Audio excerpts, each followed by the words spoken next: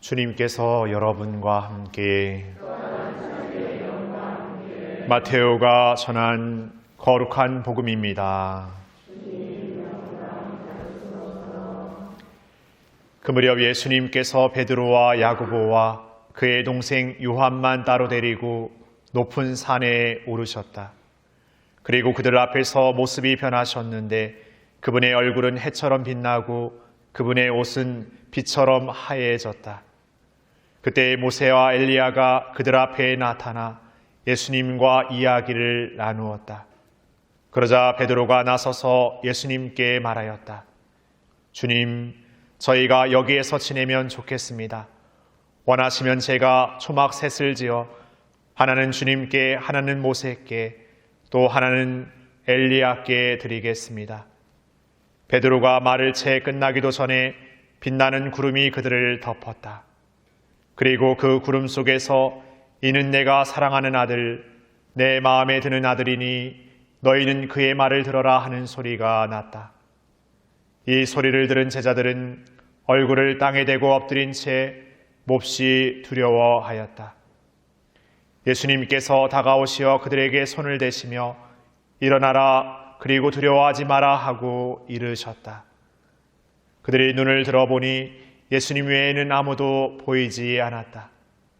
그들이 산에서 내려올 때 예수님께서 그들에게 사람의 아들이 죽은 이들 가운데에서 되살아날 때까지 지금 본 것을 아무에게도 말하지 마라 하고 명령하셨다.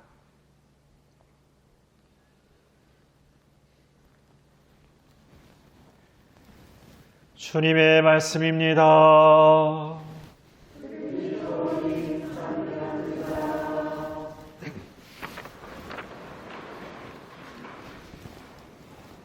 찬미 예수님, 오늘 사순 두 번째 주일 복음은 우리를 예수님의 변모 사건으로 초대합니다. 복음에서 예수님의 변모 사건은 이제 예수님께서 십자가의 죽음을 이겨내시고 넘어서시고 부활의 영광을 앞당겨 보여주는 사건이라고 표현합니다. 오늘 변모 사건이 벌어지는 장소는 높은 산입니다. 산이라는 장소가 말해주는 것처럼 가장 이 땅에서 하늘과 가장 가까이 있는 곳, 그러기에 높은 산은 하느님을 더욱 가까이 만나는 곳으로 상징됩니다. 거기서 예수님은 제자들 앞에서 온통 빛이 하얀 모습으로 이렇게 변모한 모습을 나타냅니다. 거기에는 모세라는 구약의 인물과 엘리야라는 구약의 두 인물이 등장하게 되는데, 이 모세와 엘리야는 구약의 법과 예언을 상징하는, 다시 말해 구약 성경을 상징하는 인물입니다.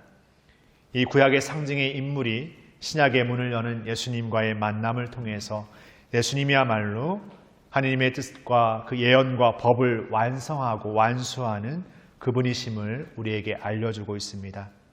그러므로 예수님의 우리가 되신 강생사건, 우리의 삶을 통해서 십자가라는 고난과 죽음을 넘어서 부활이라는 영광을 보여준 사건은 바로 하느님께서 그 옛날 예언자들을 통해서, 임금들을 통해서 하느님이 우리를 태초에 창조하신 그 모상의 존재로서의 삶을 이제 예수님의 삶을 통해서 더 우리에게 분명하게 보여주는 사건이기도 합니다.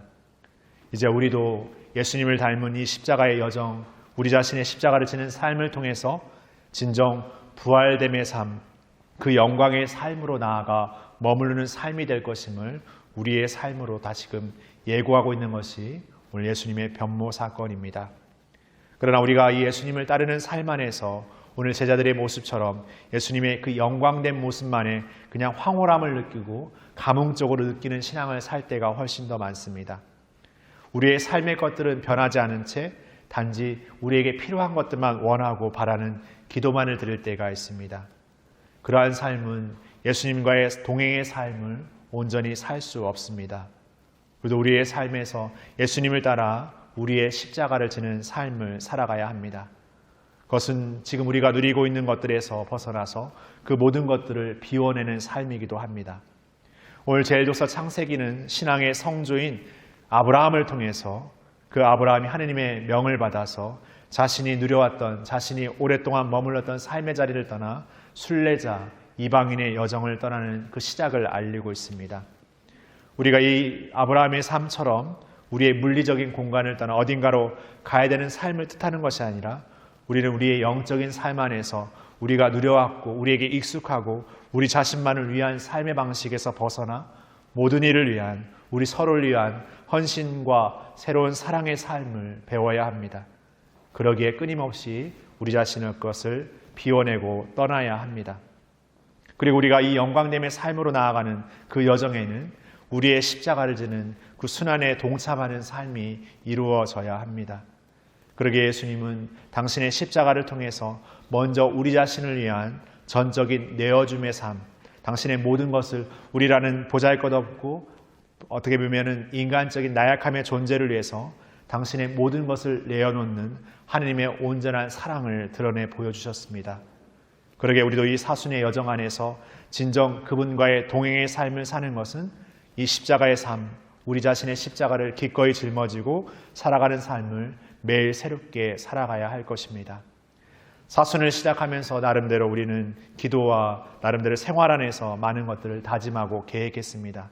그러나 어느 땐가 그 다짐과 계획들은 흐트러지고 뭔가 되지 않는 삶의 어떤 습관들에서 포기해버리고 단정지어버린 우리가 있습니다. 그러나 오늘 우리는 예수님의 변모 사건 안에서 다시금 이 영광됨으로 나아가는 여정이 우리 자신의 십자가를 지는 여정임을 다시금 더욱 분명하게 인지하고 우리 마음 안에 새겨야 하겠습니다. 십자가를 지는 삶 안에서 분명 어려움을 느끼고 힘겨움을 느끼고 다시금 포기하고 싶고 단정짓고 싶은 그런 마음이 우리 마음속에서 스멀스멀 또 솟아날지도 모르겠습니다. 그럴 때 우리는 우리보다 먼저 이 길을 가시고 이 길에 함께 동행하시는 예수님을 바라보아야 합니다. 사순의 여정은 우리만의 단독적인 어떤 혼자만의 길이 아니라 예수님과의 함께하는 그 동행의 여정임을 결코 잊지 말아야 하겠습니다. 사순의 이 주일은 그렇게 어느새 흐트러져 버리려고 하는, 어느새 멈춰지려는 우리를 다시금 사순의 그분과의 동행의 여정 안에 다시금 우리의 삶을 더 깊이 성찰하고 그 삶을 포기하지 않고 그분과의 동행의 삶으로 끝까지 걸어나가기 위해서 우리 자신을 돌아보는 시간이 되어야 하겠습니다. 진정 우리가 그분 안에 머물러 그분의 뜻을 살고자 우리의 부족한 자신을 그분께 일치하고자 할 때 그분께서 우리에게 필요한 은총과 우리에게 필요한 용기를 한없이 가득 담아주실 거라 생각합니다. 그 믿음으로 우리의 자신의 인간적인 한계에 굴하지 않는 그 믿음을 향해서 새로운 마음과 은총을 청하는 우리가 되었으면 좋겠습니다. 그런 마음으로 우리가 살아가는 삶의 자리 안에서 우리 서로에게 진정으로 용서하고 사랑하고 새롭게 헌신하는 그 사순의 여정을 새롭게 경주해 나갔으면 좋겠습니다. 잠시 묵상하시겠습니다.